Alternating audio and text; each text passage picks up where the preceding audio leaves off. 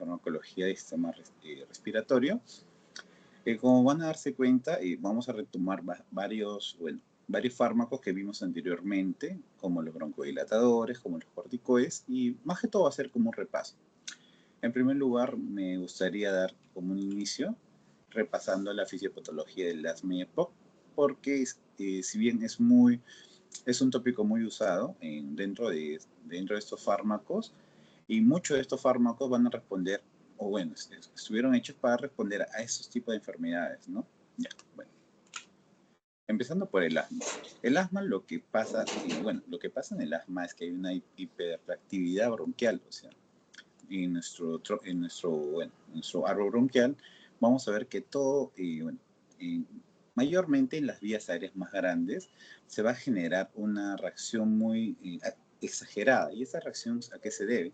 Bueno, se debe ante un ingreso de alérgenos, no solamente alérgenos se pueden tener como polvo, como polen, distintos tipos de antígenos extraños a nuestro cuerpo. Entonces, ¿qué es lo que va a pasar? Voy a poner aquí con un pequeño zoom.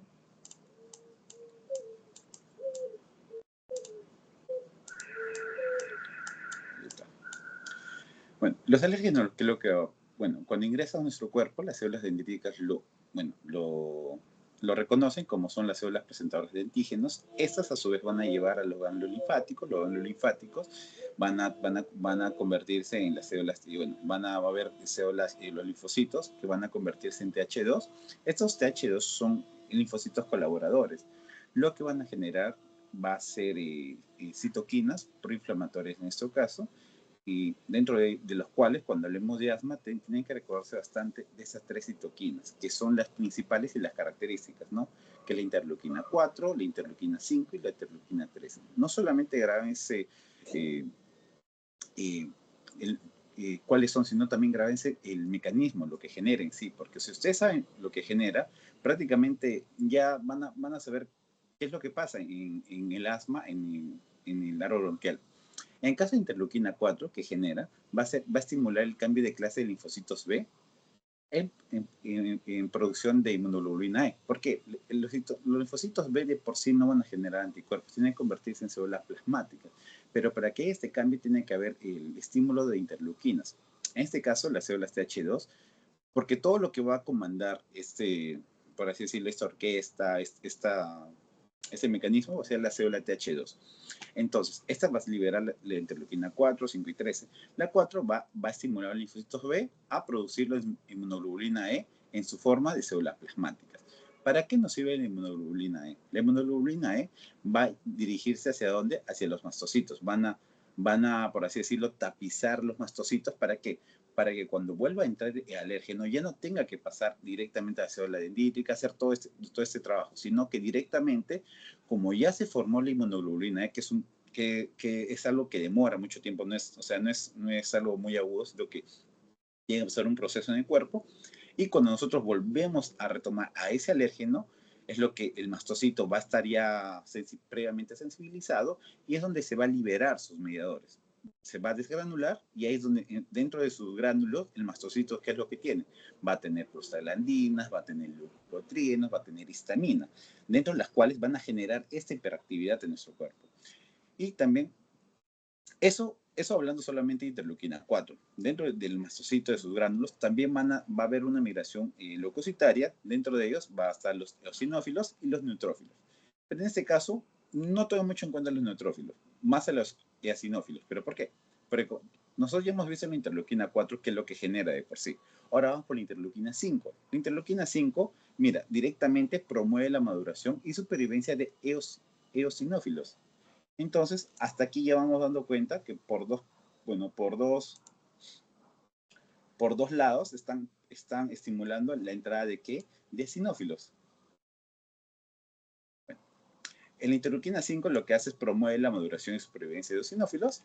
Ya, entonces, por un lado, la interleuquina 4 de manera indirecta genera la salida de eosinófilos o la migración de eosinófilos, y la interleuquina 5 también. En caso de la interleuquina 13, va a generar la hipersecreción de moco y la hiperreactividad bronquial. ¿Por qué? Lo que va a hacer es que a través de ese estímulo de prostaglandinas, que les había dicho que los mastocitos liberan, va a generar también un daño epitelial, lo que va a hacer que haya desprendimiento del epitelio, lo que va a dejar a los nervios más expuestos. Por ello que hay una hiperactividad, porque al estar los nervios expuestos van a generar una reacción más exagerada de lo habitual. No solamente va a generar todo esto, también va a generar la hiperplasia de las células mucosas, que van a generar mucho moco. Por eso que esas personas que tienen asma también se llenan sus vías aéreas de moco. Y también no solamente ello, va a generar también la hipertrofia de las células del músculo liso. Estas células del músculo liso que está rodeando a las vías aéreas, también se va a hipertrofiar, o sea, va a aumentar de tamaño. Y acá no se puede ver muy bien, pero aquí le puse una imagen donde se puede ver cómo a través de se ve en el lumen que está lleno de moco, un tapón de moco, células inflamatorias atrapadas. También se ve la metaplasia de las células calciformes, o sea que está aumentando de tamaño y cambiando de las células calciformes, un infiltrado de células inflamatorias. ¿Por qué? Porque de por sí el endotelio, al estar, lo normal del endotelio es que que cree una impermeabilidad que esté junto el endotelio. Cuando hay esta inflamación crónica, va a generar, a través de la prostaglandina, va a generar una vasodilatación. Aparte de vasodilatación, un aumento de la permeabilidad. ¿Para qué sirve el aumento de la permeabilidad? El aumento de permeabilidad, lo normal, sirve en caso de una inflamación para que los leucocitos puedan entrar a ese tejido de la sangre, vengan de la sangre y puedan entrar al tejido para, en caso de una infección, una inflamación. Lo que pasa aquí es como hay una inflamación descontrolada, los leucocitos, los neutrófilos, los eosinófilos de mayor manera van a ingresar y van a generar todo este estímulo. Como pueden ver también, aquí se ve el músculo liso también de manera hipertrofiado. Engrosamiento del músculo liso, vías respiratorias. Y lo que más importa también es el engrosamiento de la membrana basal, porque se dan cuenta, la membrana basal también se ha engrosado. Todo esto es un cambio, por así decirlo, es una hiperactividad no específica. ¿Por qué se dice que no es no específica? Porque no lo genera un antígeno en especial. Lo puede generar infecciones virales, puede generar ejercicio físico, puede generar el polen, puede generar distintos tipos de alérgenos. Puede generar. Por eso se dice una hiperactividad bronquial no específica. También se le llama, como puede ver, puedo bajar el zoom,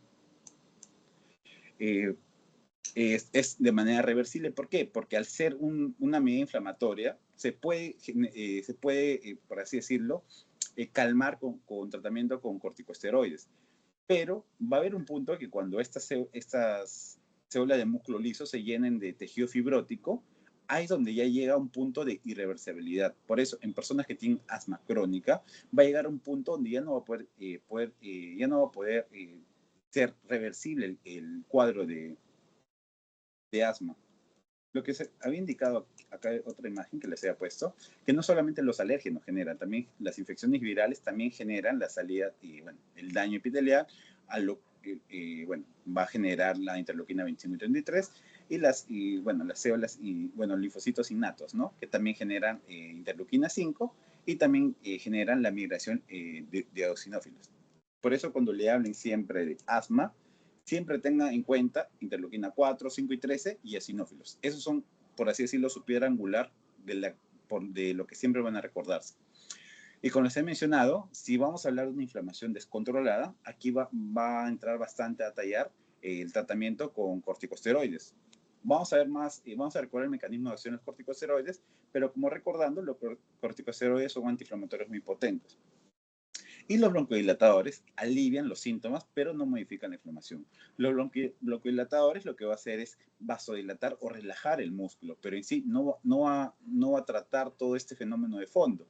Entonces, por ello, lo mejor, lo ideal, es un tratamiento conjunto. Y aquí también le puse una imagen de las células inflamatorias, los mediadores, histamina, leucotriena, prostanoides, factor activador de plaquetas, efectos broncoespasmo, exudado de plasma, secreción de moco y cambios estructurales que la LR se van a generar. Hasta ahí, chicos, ¿alguna duda? Todo claro para seguir avanzando.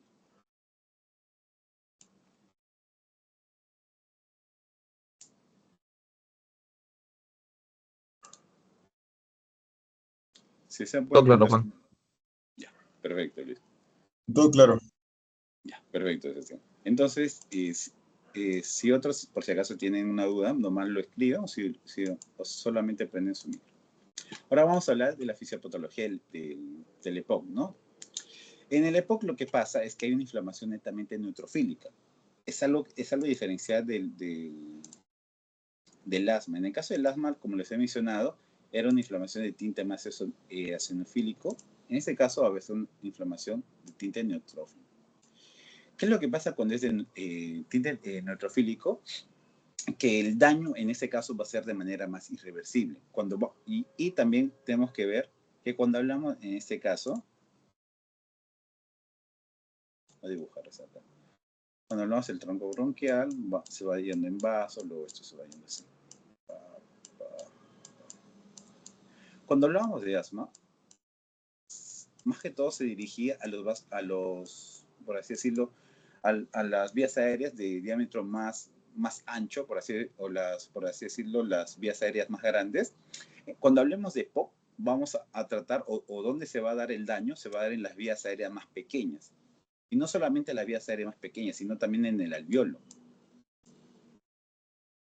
Cuando hablamos de un daño en el alveolo o en las vías aéreas más pequeñas, ahí vamos a hablar del EPOC.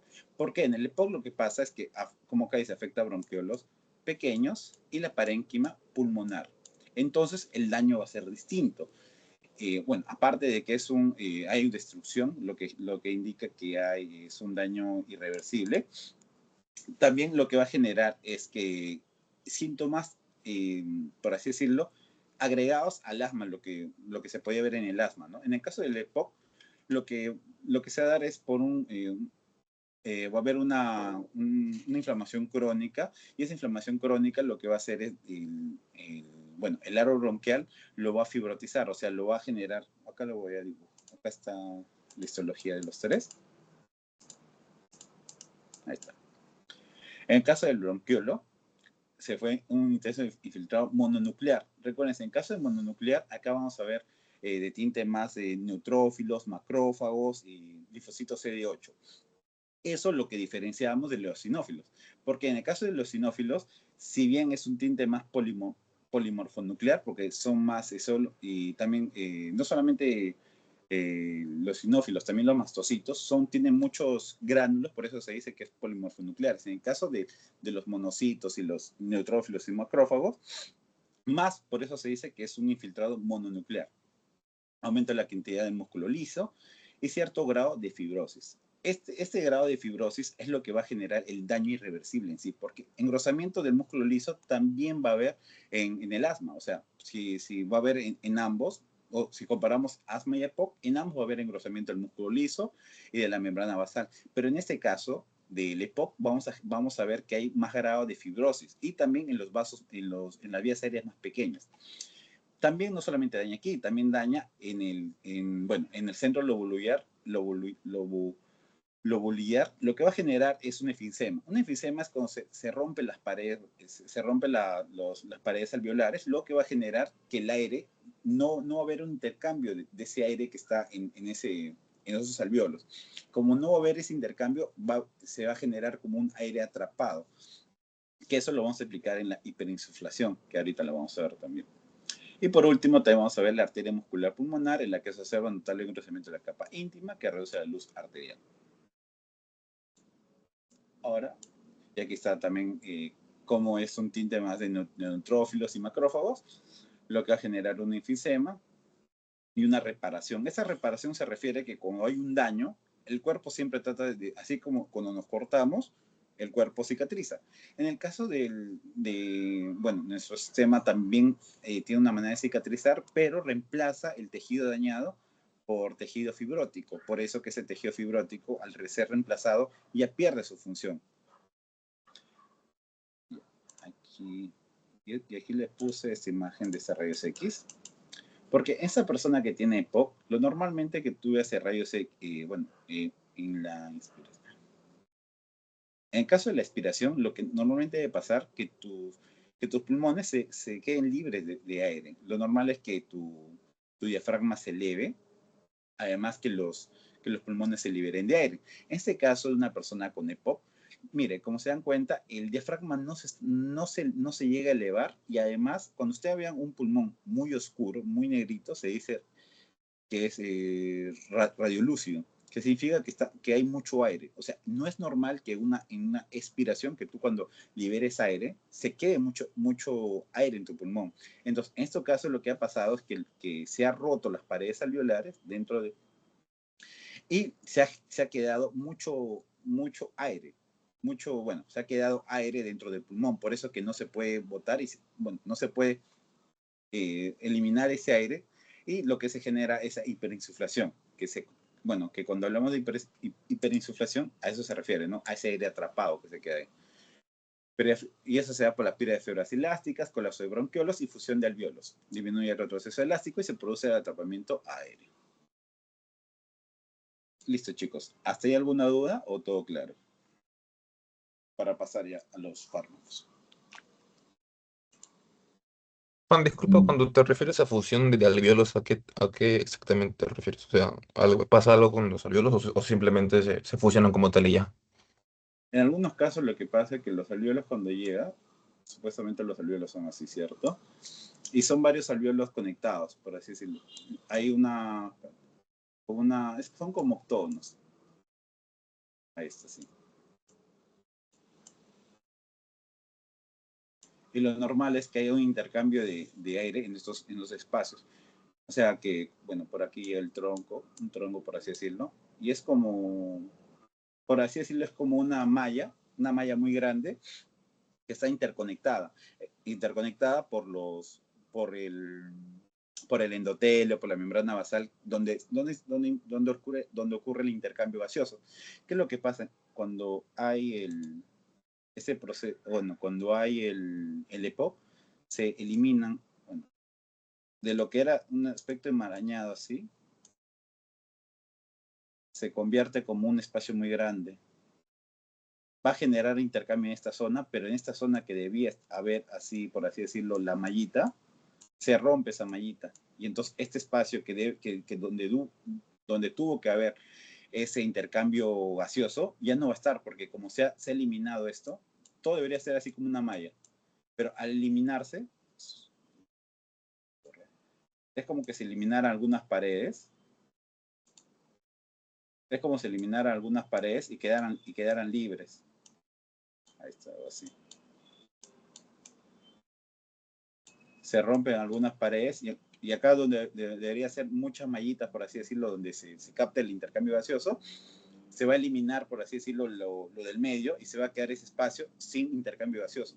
Por ello que esos espacios que se quedan así abiertos o huecos que se pueden ver, ahí es donde ocurre ese atrapamiento aéreo, porque el aire no logra entrar, pero no logra salir porque no está viendo ese intercambio gaseoso. Por ello es que el aire entra, se queda dentro y por eso podemos ver en rayos X que no sale el aire, se queda. Y esas personas, por ejemplo, a la larga van generando su tórax, le dicen tórax en tonel, porque tiene una característica muy, muy característica de un tonel, por eso le da esa forma. ¿Por qué? Por ese aumento de volumen residual que no expulsa, que no está eliminando al expirar, y es un daño en los alvéolos. No sé si se me logra entender eso, porque está un Sí, poco sí. mal. Gracias, Juan. Sí, está claro. Listo, chicos. Entonces, avancemos con la siguiente parte. Lo importante aquí es que aprendan esto muy bien, la fisiopatología del asma y la fisiopatología del EPOC. ¿Por qué? Porque, como les he mencionado, todos los fármacos derivan de esto. O sea, te dicen, uno se utiliza más para el EPOC, uno se utiliza más para el asma. Y recuerden, cuando hablamos de asma, es un tinte más inflamatorio. Y cuando hablamos del EPOC, lo que vamos a buscar es broncodilatar, porque en este caso ya hay una broncoconstricción muy crónica ya. O sea, si bien hay inflamación, pero es una inflamación crónica que ya vamos a poder controlarlo, pero a nivel muy bajo. Lo que queremos aquí es broncodilatar. Y en este caso es bajar la inflamación. Eso recuérdense muy bien. En el asma siempre vas a buscar bajar la inflamación y broncodilatar también, pero en el EPOC lo que tú quieres buscar en esos pacientes es broncodilatar, porque esos pacientes ya su luz respiratoria está muy disminuida ya. Y por ello que aquí van a salir los broncodilatadores. Dentro de los bronquidilatadores vamos a ver los simpaticomiméticos, que son los agonistas de beta 2. Como se ha mencionado anteriormente en las clases de adrenérgicos, lo que pasa, el agonista beta 2, bueno, llega al árbol bronquial, pero ¿por qué? Porque el árbol bronquial tiene bastantes receptores beta 2. O sea, en sí, el agonista beta 2, o sea, los que van a reemplazar al beta 2 van a llegar al receptor que está en el árbol bronquial. Y esto, como está acoplado a la proteína GS, la proteína GS, se recuerda, activa la adeniciclasa. La adeniciclasa, a su vez, activa el ATP en AMP cíclico. Y este AMP cíclico lo que va a hacer es aumentar el pKa. Bueno, lo va a activar al pKa, que está normal, al pKa activado. Lo que va a activar los conductos de calcio activados, los conductos de potasio activados por calcio, disminuye la actividad del fosfolipasa C, lo que va a disminuir la entrada de calcio. Y lo que nos importa aquí es que disminuye las cadenas ligeras, las cadenas ligeras de miocina. ¿Qué es lo que pasa? Cuando las cadenas ligeras de miocina están fosforiladas, no van a activarse, no se va a ver esa contracción. Por ello, cuando se activa el pKa, ¿qué es lo que se encarga? El pKa va por distintos lados, donando ¿qué? Donando un fósforo, fosforilando, ¿no? De esa manera es como que activa distintas funciones dentro de la célula. Va fosforilando un canal, va fosforilando otro. De esa manera activa. Pero así como activa, algunos organelas, más que todo algunos organelas de la célula, no se activan fosforilándose, ¿sí? Más bien se inactivan, como es el caso de la cadena ligera de miocina. Estas se inactivan cuando se fosforilan. Por ello, cuando se activa el pKa, fosforila a lo loco, a su vez inactiva la cadena ligera de miocina, con lo cual generando una vasodilatación. ¿Qué es lo que buscamos, no? Como es un broncodilatador, ¿qué es lo que buscamos? Que se vasodilate. ¿Pero dónde va a ser esto? En el músculo liso. Recuérdense que todo esto, ¿dónde funciona? En el músculo liso bronquial. Si les pregunta, no va a actuar dentro de una célula, no va a actuar dentro de la membrana basal, no. Va a actuar dentro del músculo liso bronquial. Eso tiene que recordarse bastante. Pero también tiene efectos antiinflamatorios, pero muy bajos. En sí tiene efectos inflamatorios, que es un efecto dual de los simpaticoeméticos. ¿Por qué? Porque al activarse el pKa inhibe la desgranulación de células cebadas. Y eso ayuda bastante, porque si tú inhibes, no dejas que se desgranule, no vas a dejar que se liberen esos mediadores que vimos. No vas a dejar que se liberen estos mediadores de las células cebadas. Las histaminas, leucotrienos, prosanoides, no vas a dejar. Entonces, ese es un efecto positivo de los simpaticomiméticos. Además, estabiliza las uniones endoteliales. Al estabilizar las uniones endoteliales, no vas a dejar que puedan ingresar los leucotrienos, no vas a dejar, bueno, no diré los eosinófilos. Y en EPOC aumenta el calibre bronquial, claro, como está aumentando el músculo liso bronquial, aumenta el calibre y reduce el atrapamiento aéreo que les había mencionado, la hiperinsuflación dinámica. Hasta aquí, chicos, ¿alguna duda con el mecanismo de los simpaticomiméticos o sus efectos antiinflamatorios?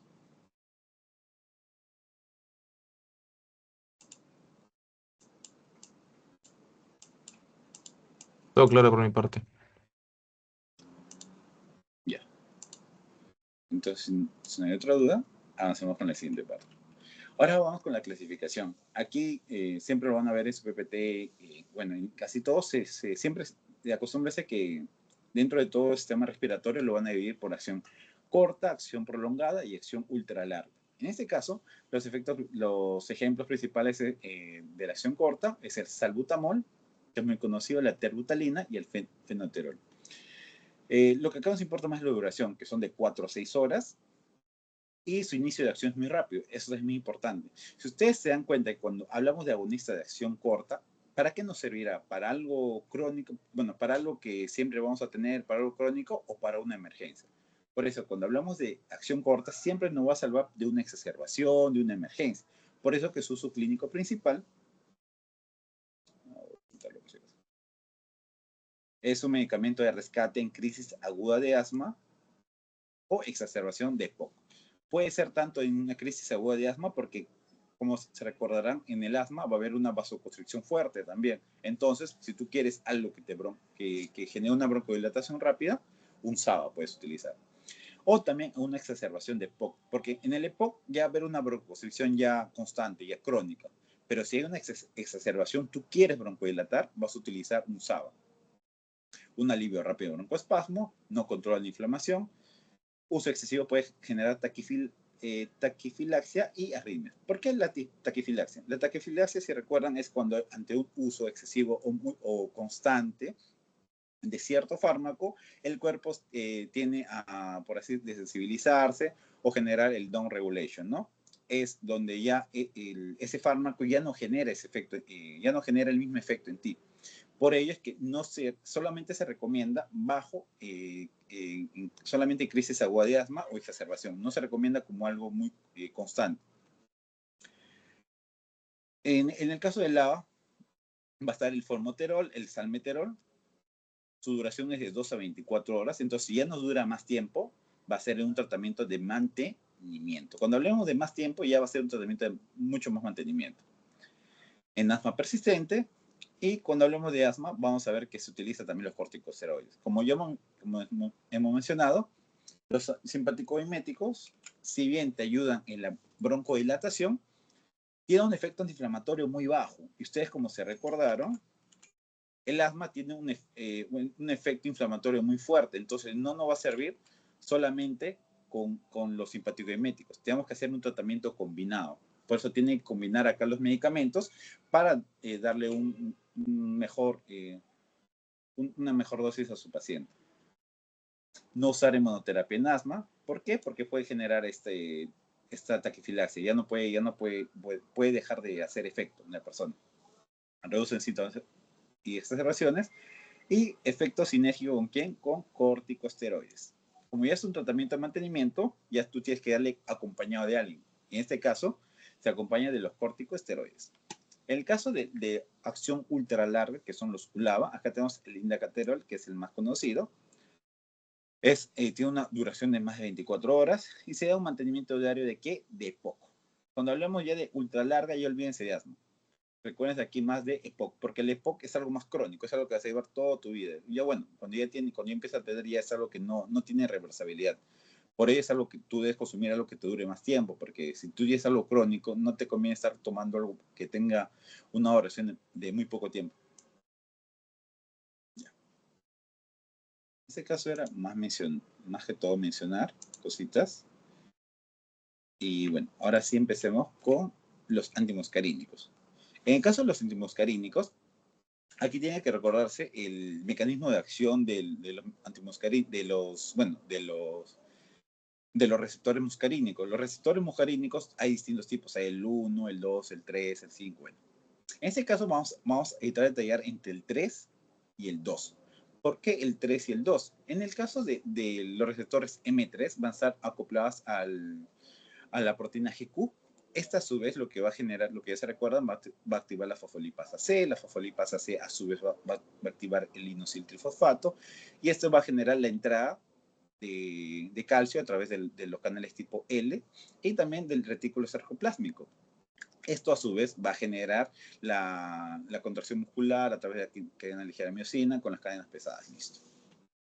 Pero no se olviden que también tenemos en este caso no solamente los M3, también tenemos el M2. El M2 no está en el aro bronquial, el M2 está en las terminaciones presinápticas. O sea, en ese nervio vago, porque el vago es el que produce la acetilcolina, está el M2.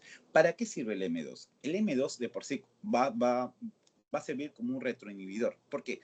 Porque si bien el vago va a liberar acetilcolina, esa acetilcolina que está en el espacio sináptico también va a ir hacia el receptor M2 y el M2 lo que va a decir ya detente es acoplado a GI, a GI va a generar una inhibición donde va, por así decirlo, ante un exceso de acetilcolina, va a inhibir al vago de liberar acetilcolina para que haya como un balance.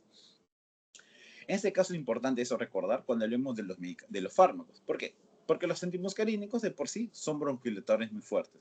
Como se han dado cuenta, acá no hablamos de inflamación, no se meten con células cebadas, no se meten con sinófilos. Entonces, si hablamos netamente de broncodilatadores, vamos acá a recordar, ¿para qué no va a servir? Para EPOC. Es un broncodilatador prolongado y sobre todo en EPOC. Porque en asma nos ayudaría, sí, pero tendríamos que estar acompañando el corticosteroides, porque es netamente broncodilatador, o sea, no te genera un efecto antiinflamatorio, que en el asma es muy importante tenerlo. En el asma es coadyuvante, crisis agudas o asma severa no controlada con corticosteroides o LABA. Solamente crisis agudas. Ya, y aquí es lo que le mencioné, los antimuscarínicos selectivos por M3 inducen broncodilatación prolongada sin bloquear el control inhibitorio. ¿A eso qué se refiere? Que hay fármacos que son más selectivos por el M3. Entonces, porque ustedes, como saben que es antimuscarínico, no solamente va a actuar por el M3, también puede actuar sobre el M2. Entonces, si actúa sobre ambos, no nos conviene. Porque nos conviene que haya M2 porque el M2 inhibe la liberación de acetilcolina. Entonces, si nosotros encontramos un fármaco que haga efecto solamente, sea más selectivo por el M3, nos conviene. ¿Por qué? Porque paramos que la acetilcolina, no dejamos que... Lo voy a poner con esto. Bueno, no dejamos, como que bloqueamos esto, no dejamos que la acetilcolina entre, pero dejamos que el M2 haga su chamba. O sea, dejamos que este de aquí pueda retroinhibir y pueda inhibir la liberación de acetilcolina. O sea, por dos lados estamos atacándolo.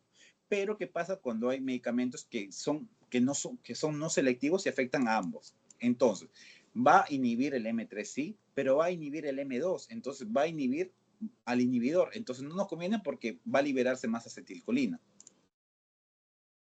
Entonces, por un lado estamos atacando, pero por el otro lado está que aumenta acetilcolina. Entonces, no son tan efectivos. Y eso lo vamos a ver más adelante. Eso va a ver en los medicamentos. Hasta aquí, chicos, ¿alguna duda con los antimuscarínicos o todo claro?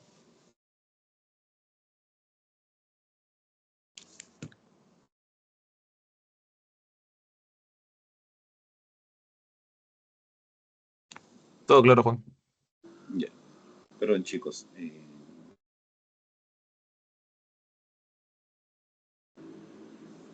Una compañera todavía no pudo ingresar y creo que no la habían. No la voy a.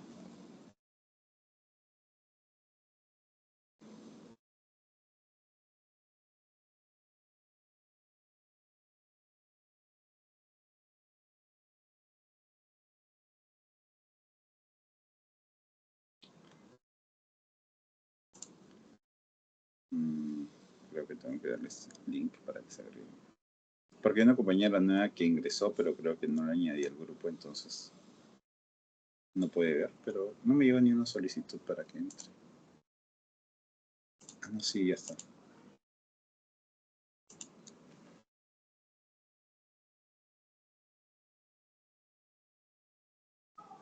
Ya está listo.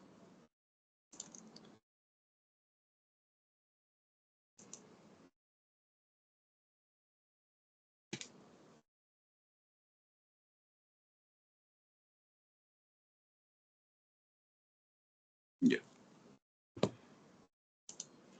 Bueno, antimuscarínicos, bueno, ya hemos visto los mecanismos y ahora vamos con los medicamentos. Dentro de los medicamentos están los SAMA, que son los short antagonistas muscarínicos, o sea, a corto plazo, de corta duración. En este caso está el lipatropio, que es muy conocido, dentro de los cuales la duración solamente es de 4 a 6 horas.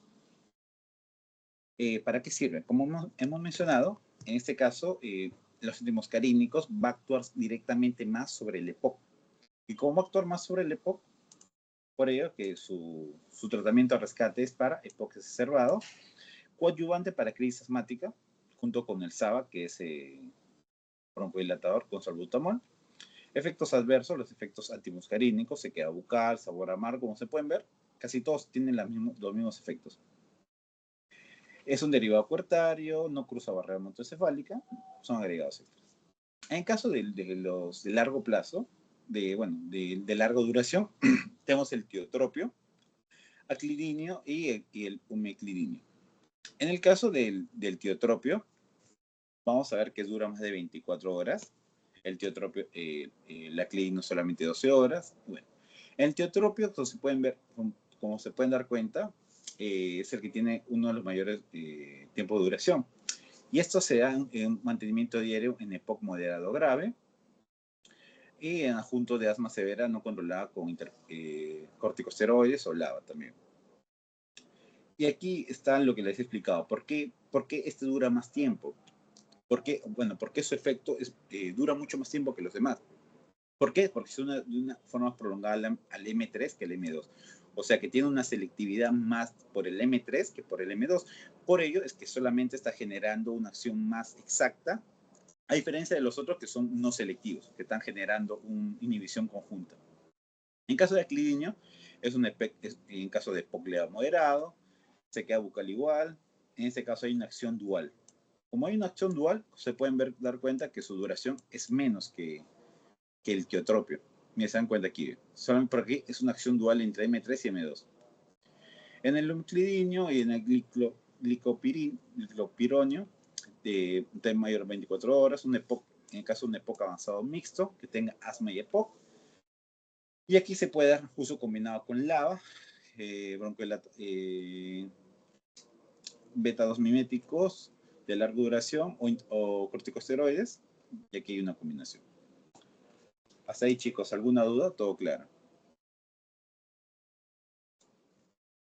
Esos son más para datos para recordar.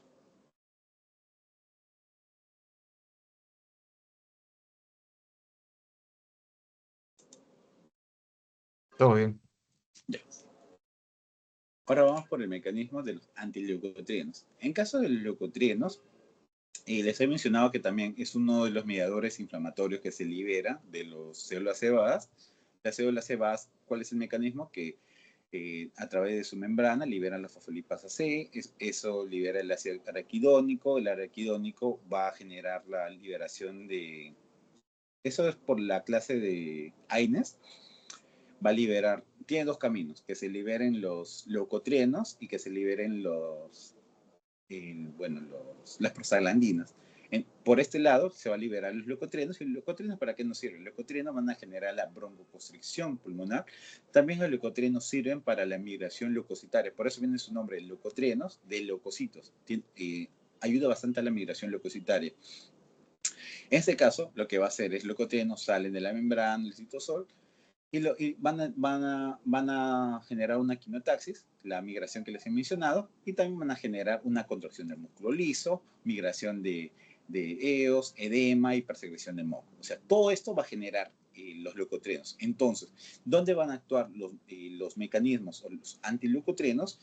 Van a actuar dentro de los receptores de estos de aquí. Van a actuar sobre el receptor CIST-LT1. Bueno, como se han dado cuenta, el mecanismo es distinto a los antimuscarínicos y a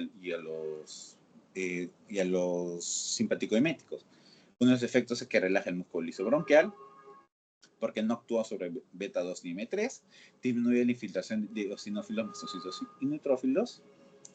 Y como se dan cuenta, esto es una acción más mixta, es muy parecida a la acción de los simpaticoeméticos. ¿Por qué? Porque está actuando sobre la broncodilatación, pero también está disminuyendo la infiltración de eosinófilos. ¿Por qué? Porque los leucotrienos tienen doble función. Y aquí. Entonces, tú al inhibir los antileucotrienos, estás disminuyendo la inflamación y a su vez estás generando una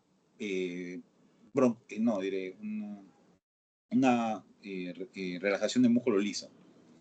Son potentes proinflamatorios en la fisiopatología de la asma alérgica y del asma inducido por Aines. Los leucotrienos. Cuando hablamos de leucotrienos, son potentes proinflamatorios de la fisiología del asma alérgica y el asma inducida por el Aines. ¿Por qué se genera un asma inducida por el Aines? Ya. Como pueden ver aquí, cuando se abre los dos lados, cuando se abre el camino de los leucotrienos, y aquí se abre el COX que genera, que es la enzima que genera las prostaglandinas. ¿Por qué dice que se genera un asma inducida por Aines? Porque en el caso de los Aines, lo que nosotros con los Aines bloqueamos esta enzima. Entonces, al nosotros bloquear la enzima de las prostaglandinas, va a generar, por así decirlo, un balance positivo a través de ¿qué? De los leucotrienos. Por eso los leucotrienos lo que van a generar es aquí todo lo que genera una construcción de músculo liso, una edema, hipersecreción de moco, lo que significa un asma. Porque el asma, como se recuerda, tiene todas las características del asma. Contracción del músculo liso, que va a generar una remodelación, la migración de especies reactivas de oxígeno, el edema característico por la vasodilatación que se genera y la hipersecreción de moco también. Ese moco que se va llenando por la hiperplasia de las células mucosas. Entonces, eso es lo que genera los leucotrienos y por qué también se genera un asma inducida por AINES, ¿no? Hasta ahí, chicos, ¿alguna duda del mecanismo de acción o los efectos de los antileucotrienos? ¿O todo claro? Disculpa, ¿podrías repetir lo de los AINES, por favor? Ah, sí. En el caso de, por ejemplo, la fosfolipasa A2, lo que se encarga es disminuir el ácido araquidónico, por ejemplo, este es el ácido araquidónico. Una de las membranas basales utiliza los fosfolípidos. Bueno, el ácido araquidónico, la fosfolipasa A2 va a liberar el ácido araquidónico. Esta, a su vez, va a dividirse en dos caminos. Va a generar los leucotrienos y las prostaglandinas a través de distintas enzimas. En el caso de las prostaglandinas se genera a través del COX y en el caso para que se generen los leucotrienos es la lipoxigenasa. ¿Sí? La lipoxigenasa lo que genera es generar los leucotrienos y el COX genera las prostaglandinas. ¿Qué pasa cuando tú tomas un AINES? El AINES va a bloquear el COX. Entonces, al bloquear el COX, vas a bloquear la creación de prostaglandinas. Entonces, tú al bloquear la creación de prostaglandinas, hay prostaglandinas antiinflamatorias, o sea, las prostaglandinas tienen muchos efectos. Pero de por sí generaban como un equilibrio con los leucotrienos. Entonces, ¿qué es lo que pasa? Que cuando tú inhibes todo esto, vas a generar un balance positivo de leucotrienos. O sea, va a haber muchos leucotrienos, por así decirlo. Y los leucotrienos, como aquí vemos sus efectos, va a generar una contracción del músculo liso, va a generar una migración especial de oxígeno, va a generar edema, va a generar hipersecreción de moco, que es casi todo lo que genera el asma. Entonces, tú al aumentar el balance hacia los leucotrienos, vas a generar todos estos efectos que en sí es lo que genera el asma. Por ello que el AINES, en algunas personas que toman mucho AINES pueden generar un asma y es un asma inducido por AINES, que es diferente a lo que hemos visto al asma anterior. Listo, ¿Todo claro? gracias. Sí, Chévere, Luis. gracias. Entonces, continuamos ahora bueno, sus distintos mecanismos. En este caso, va a haber los antagonistas del receptor cis-LT1, que son el montelukast, el safilucast, y también el inhibidor de las 5 lipoxigenasas que les había mencionado. Como les he mencionado aquí, esta lipoxigenasa también tiene receptores. Bueno, entonces lo que va a hacer los antileucotrienos no solamente van a trabajar en los receptores del árbol bronquial, sino que van a trabajar también en esta lipoxigenasa. Van a bloquearlo. ¿Para qué? Porque si no hay lipoxigenasa, es igual que los AINES. Es como el AINES de los leucotrienos. Como están activando la lipoxigenasa, no va a generar leucotrienos. Por ello, es que es otro mecanismo de los antileucotrienos.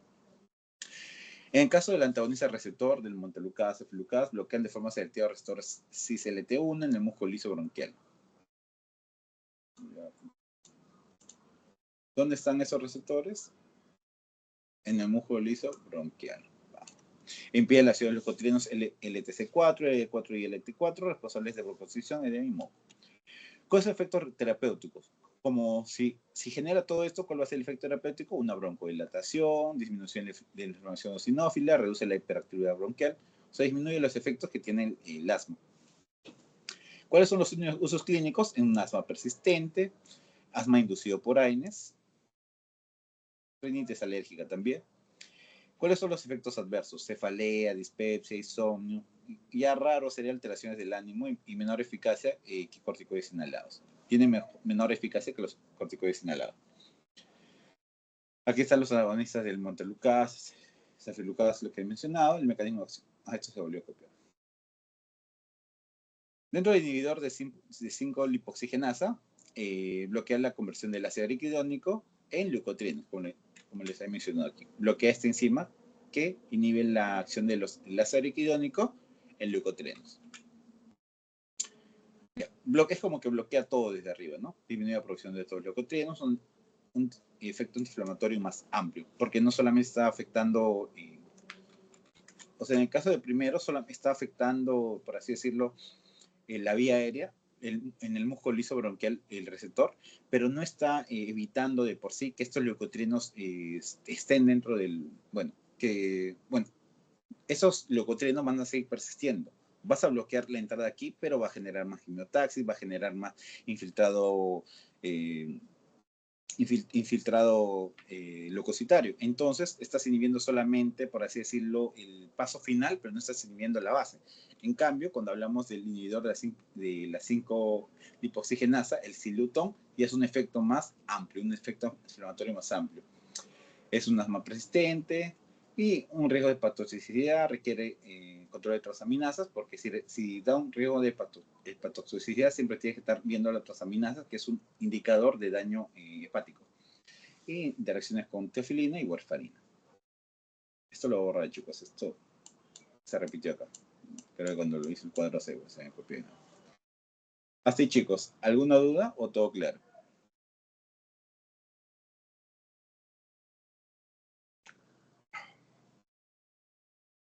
Todo bien, todo claro. Ya, listo, chicos. Entonces, ahora avancemos con los menos convencionales. Así como he visto esos tres familias que son muy convencionales, ahora vamos a ver lo que son menos convencionales, que de por sí preguntan mucho en sus pasitos, también en sus lecturas. Hablan a veces suelen preguntar el mecanismo de acción de un raro, siempre te dicen tu pasito o en el examen a veces preguntan el mecanismo de acción. En caso de las metixantinas, inhiben la fosfodiesterasa 3 y fosfodiesterasa 4. Lo bueno que esta imagen está aquí.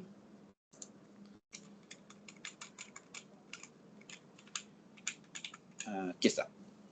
La metixantina lo que va a hacer es inhibir la fosfodiesterasa. ¿Por qué? La fosfodiesterasa lo que se encarga es degradar el AMP cíclico. O sea, es convertirle el AMP cíclico y degradarlo para poder reciclar sus elementos más básicos. Entonces, si tú inhibes la fosfodiesterasa, no vas a dejar que el AMP cíclico se degrade, entonces va a continuar su efecto de manera más prolongada. Por ello, aumentar el efecto del pKa, ¿no? Aumenta el AMP cíclico y bloquea receptores de adenosina, lo que al final genera una relajación bronquial. Efectos terapéuticos principales: broncodilatador moderado, estimulante respiratorio, donde en asma y EPOC. Porque vas a generar una broncodilatación y la broncodilatación te sirve para ambos, ¿no? Margen terapéutico estrecho, riesgo de arritmias y convulsiones. ¿Por qué arritmias? Vamos acá también. Anteriormente se mencionó aquí que cuando tú activas los conductos de potasio activados por el calcio, cuando tú activas los canales de potasio, le estás generando que, el potasio, cuando aumentan las concentraciones de potasio en las células miocárdico, en las células automatizadas del corazón, puede generar una prolongación de la fase 3, generando arritmia. O sea, tú al alargar la fase 3 del potencial de acción de los remiocitos, corrección, estás generando, por así decirlo, un alargamiento del segmento ST. Entonces, al aumentar el aumento del segmento ST, puedes generar arritmias muy feas como la torsada de Pointes. Entonces, sí puedes llevarte a la muerte por el riesgo de arritmia. No más que todo cuando tratas en estos casos de los simpaticoeméticos y también cuando hablas bastante de las metilxantinas, porque genera el aumento de potasio. En caso de los macrólidos, que es un antibiótico, como la citromicina y clorpromicina, también, porque disminuye la interleuquina 8, disminuye los neutrófilos y disminuye el biofilm bacteriano. Si te dicen que va a disminuir la acción de los neutrófilos, entonces tú te recordarás que los neutrófilos hablamos cuando era EPOC. Por eso cuando hablamos que es un efecto antiinflamatorio, el uso clínico se va a ver ¿dónde? En EPOC. y en un asma neutrofílica refractaria, que es muy raro. Pero cuando te hablen EPOC, si tú te hablas de macrólidos, recuérdate que disminuye la acción de los neutrófilos. Entonces lo que va a hacer es, ¿dónde? En el EPOC. En caso de metilxantinas es dual, es asma y EPOC. También puede generar progresión del QT, resistencia bacteriana. En el sulfato de magnesio bloquea entrada de calcio en el músculo lisobronquial, y como si tú bloqueas la entrada de calcio no va a generar una contracción muscular, entonces va a generar inhibe contracción, además estabiliza mastocitos y disminuye liberación de histamina. O sea, tiene un efecto dual, no solamente genera una broncodilatación, sino también estabiliza mastocitos. Y como ahí mismo dice, se estabiliza los mastocitos, no deja que se liberen sus mediadores proinflamatorios. Por ello es que tiene un efecto dual. Broncodilatador rápido y coadyuvante y efecto antiinflamatorio leve, pero tiene un efecto antiinflamatorio. Crisis asmática severa refractaria, pero que puede generarte una hipotensión, rubor, náuseas y se administra muy rápido. Hipotensión porque como inhibe la entrada de calcio, también inhibe la entrada en el músculo liso vascular, entonces está generando una vasodilatación muy marcada y eso te puede llevar a una hipotensión. Más que todo por el bloqueo de entrada de calcio. En caso del cromacaldin, que eso yo me recuerdo que está en una lectura, que eso lo dejé aquí, por eso lo puse acá. Los abridores de canales de potasio activan canales de potasio sensibles ATP, lo que genera la salida de potasio y lo que genera una hiperpolarización del músculo liso. Entonces, si el músculo liso, lo normal es que en su estado repolarizador es generar una contracción, entonces en su etapa hiperpolarizada se va a generar una relajación. Por eso, esto es un mecanismo también raro, que también les puede, o sea, siempre los mecanismos más raros, más extravagantes, suelen preguntarte cómo ves. En este caso, recuérdense del sulfato de magnesio, que tiene un efecto dual.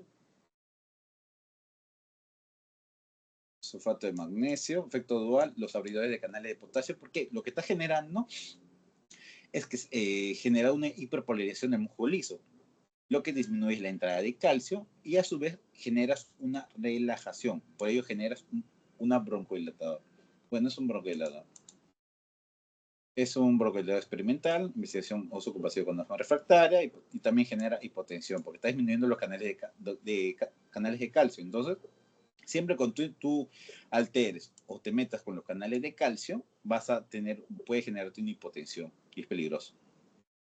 Y por último, los anticuerpos monoclonales, el omalizumab, todo lo que también es sumab, bloquean la inmunoglobulina E, interleuquina 5, interleuquina 4, reduciendo inflamación eosinofílica. En este caso, está diciendo que te inhibe la inmunoglobulina E, porque es un anticuerpo monoclonal. Entonces, como le digo, volvamos a asma. En caso de asma les he mencionado que la interleuquina, ¿qué es lo que pasa? Que para que se genere este mastocito tiene que haber una liberación de células TH2, esta genera interleuquina 4, esta a su vez va a promover la producción de inmunoglobulina E y esta va a tapizar el mastocito, como les he mencionado. Al tapizar el mastocito va a estar muy sensibilizado y al estar muy sensibilizado va a estar muy reactivo para liberación de sus mediadores proinflamatorios, ¿no? Histaminas, leucotrienos, factor activador, todo ello. Entonces, ¿qué es lo que hace en ese caso el anticuerpo? Inhibe esto. Entonces, de manera indirecta, estás dejando que si vuelve a entrar el alérgeno, ya no va a tener ese receptor, ya no va a tener esa inmunoglobulina para que pueda activar el mastocito. Entonces, estás inhibiendo que salga todo esto de manera indirecta, entonces inhibes también, porque todo eso alarga la vasodilatación, todo esto está generándose por estos mediadores. Entonces estás inhibiendo también la remodelación del músculo liso. Por eso decía, reduciendo inflamación eosinofílica y remodelado bronquial. ¿Dónde se va a ver esto? En asma. No se puede ver en EPOC porque no está actuando sobre la broncodilatación propiamente dicha, está actuando sobre la inflamación. Y si hablan de inflamación, olvídense de EPOC. Siempre traten de verlo para asma. Es un costo alto, bueno, está un costo alto y reacciones locales. Hasta ahí, chicos, con los mecanismos o los efectos de los menos convencionales. ¿Alguna duda? Todo claro.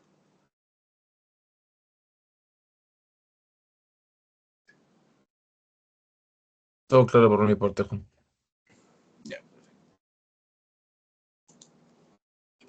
Ahora vamos con la siguiente parte, que ya terminamos con bronquidilatadores y ahora vamos a ver los corticosteroides. En caso de los corticosteroides, vamos a ver que ya no actúa directamente sobre la bronquodilatación, sino vamos a ver sobre la inflamación per se. Entonces, recordando el mecanismo de acción de los corticosteroides, los receptores de los corticosteroides no están en la membrana, por si siempre son receptores nucleares. ¿Por qué? Porque los corticosteroides va a generar dos efectos, la transactivación y la transrepresión. El fin de todo esto es generarte el fin de todo esto genera un efecto antiinflamatorio. ¿Y cómo tú generas ese efecto antiinflamatorio? Transactivando proteínas antiinflamatorias, entre ellas la interleuquina 10, el factor kappa beta, todo ello. Estos son los medidas antiinflamatorios, pero no solamente te genera ello, también te inhibe o hay una transrepresión ¿de cuál? De la síntesis de proteínas proinflamatorias, entre ellas la interleuquina 1, interleuquina 6, la más conocida, el COX-2, las prostaglandinas, o sea, todo esto te va a inhibir y te va a generar más antiinflamatorios. Por ello, ¿cuáles son los pros que genera esto? Disminuye la inflamación bronquial. ¿Por qué? Porque está actuando directamente desde la base. Hay que recordar eso de ácido araquidónico. Todo el ácido araquidónico ya generada por la fosfolipasa C y todo. Fosfolipasa A2. Ya listo. Esto es lo que genera eso, ¿no? Leucotrienos y prostaglandinas. Los leucotrienos y las prostaglandinas todos derivan del ácido araquidónico. El ácido araquidónico, para que pueda generarse, necesita de la fosfolipasa A2. Esta es fosfolipasa A2. Entonces, ¿qué es lo que pasa en la transrepresión? Tú bloqueas esto. O sea, bloqueas el tronco de todo. O sea, ya no vas a bloquear aquí, ya no vas a bloquear aquí. No. Bloqueas todo ello. Al bloquear todo esto, estás inhibiendo leucotrienos, estás inhibiendo prostaglandinas, estás inhibiendo interleuquina, aparte de interleuquina 1, interleuquina 6, que son lo más. También generaba la inhibición de. ¿Cómo se llama esto? Eran dos que no me recuerdo ahorita. Alfa, no me recuerdo. Interleuquina alfa, no. Bueno, entonces esto es lo que genera. Tiene un poder antiinflamatorio muy fuerte. Entonces, disminuye la inflamación bronquial y la hiperactividad bronquial. Está inhibiendo ello porque tiene un efecto antiinflamatorio muy fuerte. Y también esto es muy importante cuando hablemos del sinergismo que genera con los broncodilatadores simpático-miméticos. ¿Por qué? Porque los corticosteroides va a generar un aumento de la expresión de los receptores beta 2. O sea, no solamente va a generar en el aro bronquial, va a generar este efecto antiinflamatorio, no, sino que va a hacer que los receptores beta 2 salgan más hacia el exterior. O sea, vengan acá. Los receptores beta 2. ¿Y eso para qué ayuda? Porque cuando vengan los simpático-miméticos B2, va a haber más receptores donde hacer efecto. Entonces, por ello es que se habla de un sinergismo entre los corticosteroides y los broncodilatadores simpático-miméticos. ¿Por qué? Porque los corticosteroides generan un aumento aumenta la expresión de los receptores beta 2 en el músculo liso bronquial. También actúa regulando la expresión génica no como broncodilatadores directos. ¿Cuáles son las contras? No todo puede ser bueno con los corticosteroides. Deben usarse dosis mínimas para evitar efectos sistémicos. Como habíamos visto, esto puede generarte el síndrome de Cushing, esas estrías elevadas, la malformación ósea. Y también a la larga, como está generando un efecto antiinflamatorio muy fuerte, te puede llevar a generarte una inmunosupresión también. Y esa inmunosupresión puede generar, te pone más expuesto ante cualquier enfermedad, ¿no?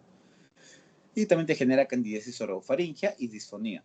Más que todo en los corticosteroides inhalados que estamos hablando de ahora. Si no se enjuaga la boca. Por eso también, porque no se enjuaga la boca y también se han dado cuenta esos corticosteroides tienen como un espaciador, que eso también ayuda para evitar esos efectos adversos. ¿Alguna duda, chicos, con su mecanismo de acción o todo claro?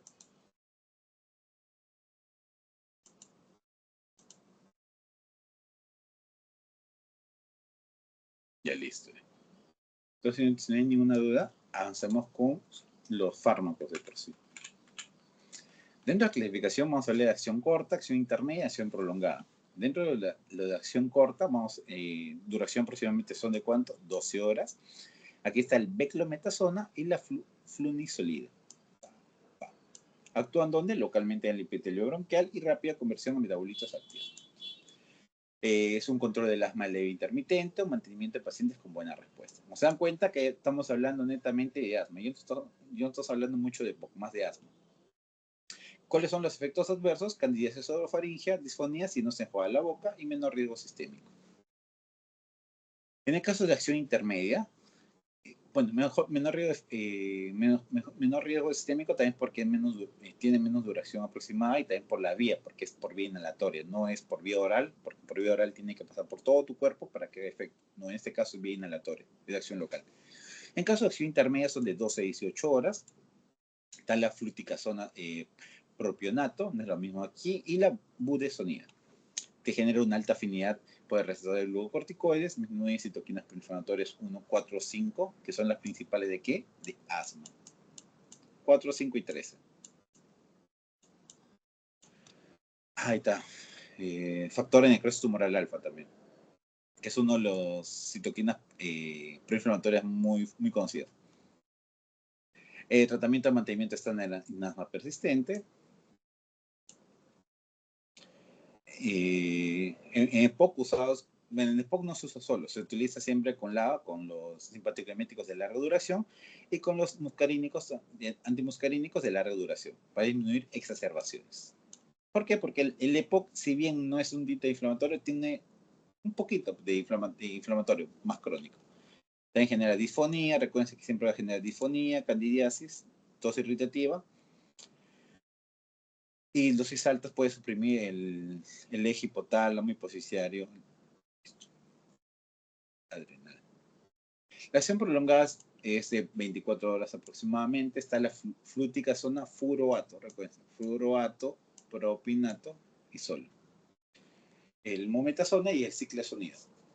Que genera, como es mayor lipofilia, tiene una retención, como su característica de ellos es que tiene una mayor lipofilia y una retención pulmonar prolongada. ¿Por qué? ¿Por qué la retención? Porque tiene mayor lipofilia. Control continuo de mantenimiento a largo plazo, facilita una sola dosis diaria y mejora adherencia. Si te hablan de un paciente que tiene un asma controlado y tú le quieres dar un medicamento para que sea a largo plazo, pues puedes recomendar siempre un corticosteroides, pero siempre sumado a qué? Puedes sumar a un LABA, a un simpático emético de larga duración. Pocos efectos locales por mejor distribución, porque es más simpático emético. Diré más lipofílico. Así, chicos, ¿alguna duda? Todo claro. Para seguir avanzando ya con la última parte, que es mucolíticos y antitusinos.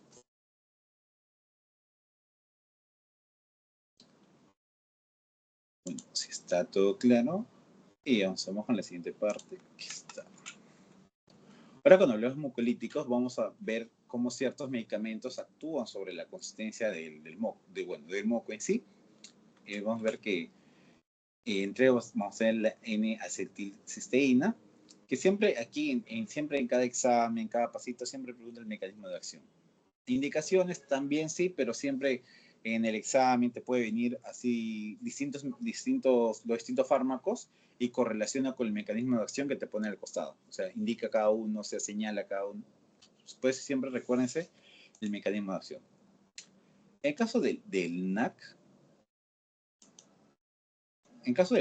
rompe los puentes disulfuro de las glicoproteínas del moco. Entonces, si rompen los puentes disulfuro de las glicoproteínas, va a generar una disminución de la viscosidad.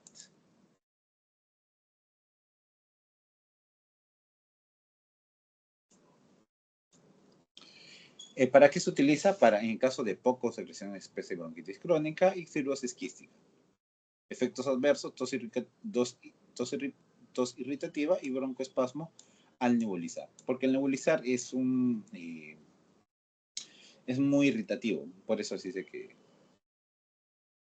En el caso del ambroxol, el mecanismo de acción es un metabolito activo del bromexina, o sea, aumenta la secreción serosa y el aclaramiento mucociliar.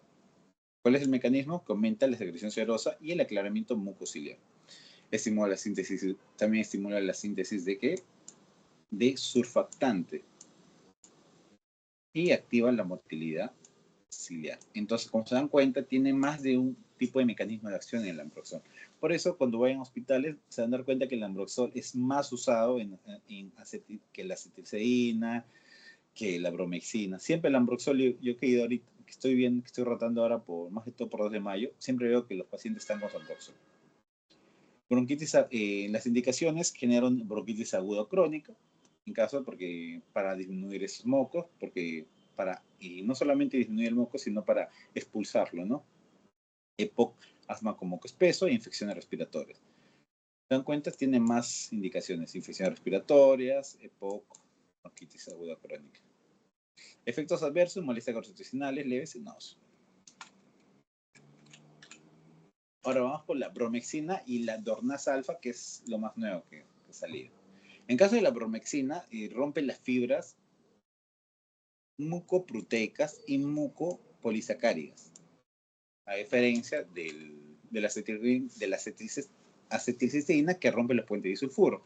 En el caso de la bromexina, rompe las fibras mucoproteicas y mucopolisacáridas, disminuye la viscosidad y estimula la actividad ciliar. ¿Se dan cuenta? Es muy parecida al ambroxol. Indicaciones en bronquitis crónica, EPOC y asma con secreciones densas. Efectos adversos, náuseas, diarrea, cefalea.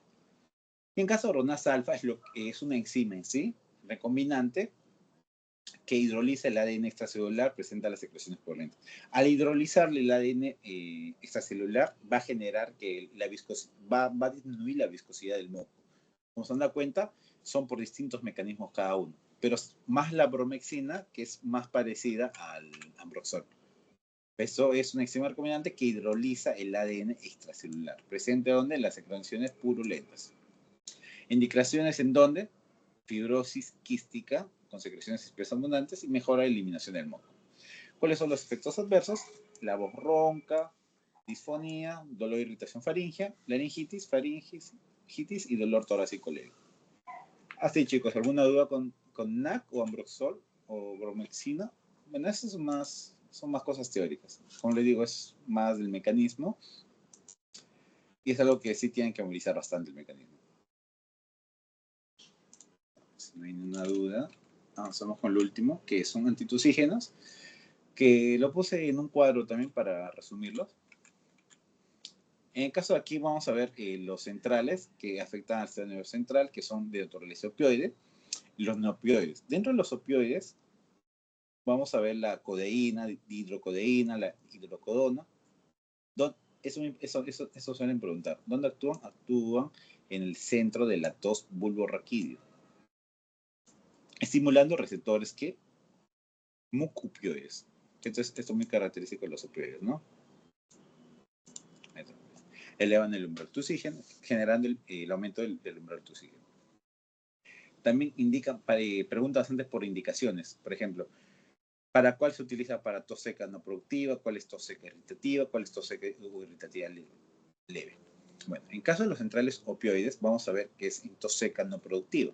También tos persistente, que interfiere con el sueño o causa dolor torácico. Pero cuando hablemos de tos seca no productiva, hablemos de los centrales no opioides. ¿Cuáles son los efectos adversos? Somnolencia, náuseas, estreñimiento, depresión respiratoria en dosis altas, claro. Esta por ser opioide en sí, ¿no? Riesgo de dependencia y abuso, claro, porque todo opioide genera mucha dependencia, entonces por eso bastante cuidado con lo que, si bien son muy efectivos en caso de tos seca no productiva, pero tienen muchos efectos adversos, entonces tiene, por así decirlo, más pro que contra. Buena absorción oral, metabolismo hepático por el CYP2D6, una vida media de 3 a 4 horas y eliminación renal. Ahora vamos por los centrales no opioides, que dentro de ellos vamos a tener el dextrometorfano, que es el más conocido, pero también no olvidar la noscapina y la cloperastina.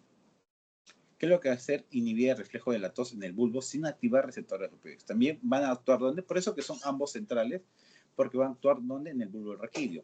En este caso va a activar los receptores MUC de los opioides, en este caso no va a activar. En caso del dextrometorfano, también es antagonista del NMDA y agonista del delta 1. En este caso, se va a ver indicaciones en la tos seca irritativa de cualquier causa. Cuando hay una tos seca muy irritativa, ahí vamos a optar ¿por qué? Por los centrales de no opioides. Claro, y como tiene su nombre, como son no opioides, no van a generar esa dependencia, no van a tener ese efecto adverso que es muy, muy controversial. Va a generar mareos, náuseas leves, somnolencia, y en dosis alta puede generar euforia y alucinaciones. ¿Por qué pasa esto?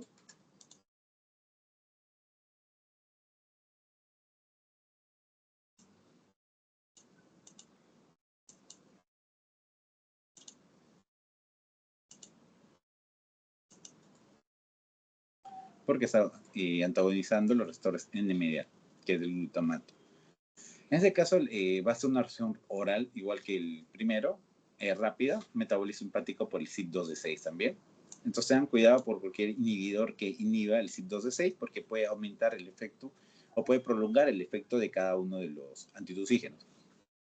Paso vía media de 4 a 6 horas y el paso al sistema nervioso central es muy limitado. En caso de los periféricos, aquí vamos a tener la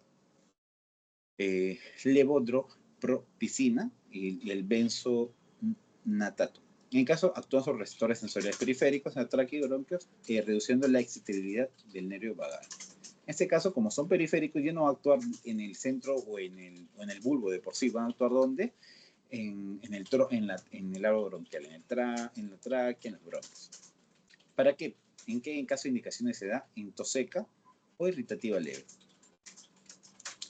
Tos postinfecciosa por irritante. ¿Qué es lo que genera? Somnolencia leve, náusea sequedad de boca y el benzonatato genera entumecimiento orofaringeo si se mastica. Otros aspectos farmacocinéticos, buena absorción oral, al igual que los otros dos.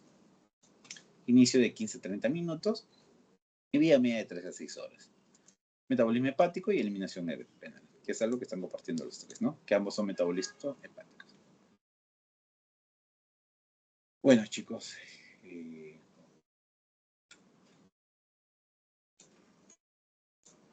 ¿Hasta alguna duda, chicos, o todo claro? Eso sería correspondiente a los... Voy a pasarles el post-test.